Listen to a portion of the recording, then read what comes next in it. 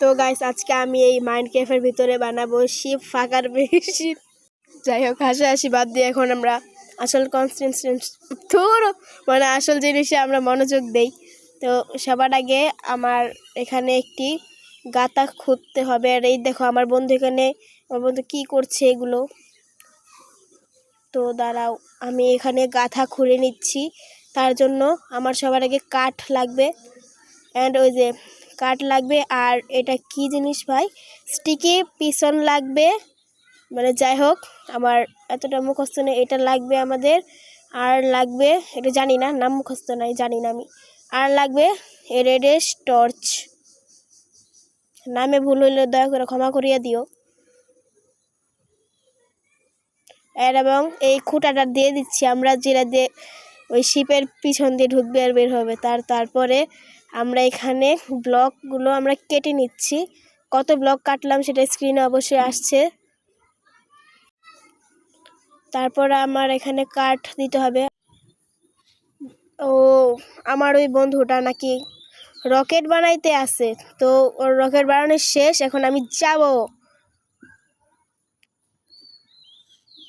দাঁড়াও, ওর রকেটটা বানানো হয়নি, শেষ প্রায়। তখন আমি স্টিকি পিজন দিয়ে নিচ্ছি এবং সাইডে দুইটা খুঁটি কেটে দিচ্ছি, যেগুলো ঢুকবে আর বের হবে।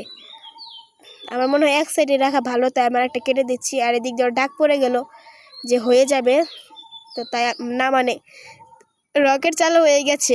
দেখতেই পাচ্ছেন রকেটটা কিন্তু উপরে উঠছে আর খুব মজা লাগতেছে গাইস, দেখতেই পাচ্ছেন খুবই মজা। আর দেখেন আমার বন্ধু আমার ভিতরে ঢুকে যাইতেছে গা, দেখেন। আর আমার বন্ধুর দিকে চাইেন, দেখেন ও কেমন কেমন করতেছে। দেখে একটু অন্যরকম লাগতেছে না গাইস? আমি জানি আপনাদের অন্যরকম লাগবে না, কারণ আপনারা আমার মতন ভদ্র।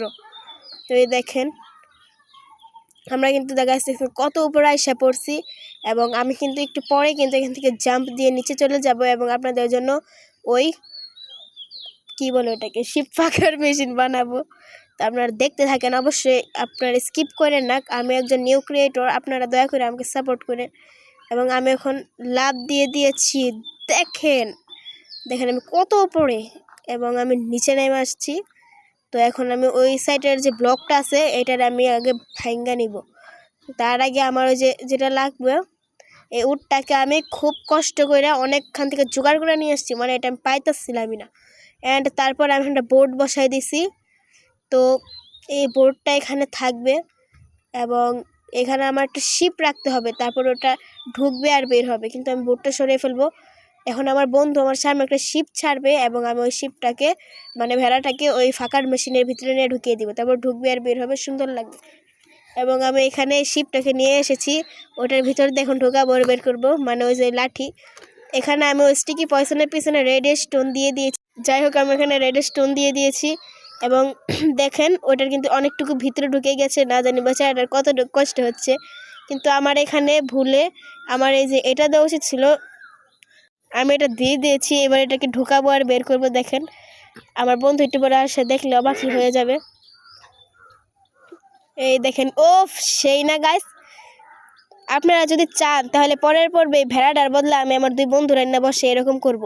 আপনারা যদি দেখতে চান তো অবশ্যই পার্ট 2 কমেন্ট করবেন, তাহলে কিন্তু আমি এরকমটা করব। আপনারা যদি না করেন তাহলে আমি করব না।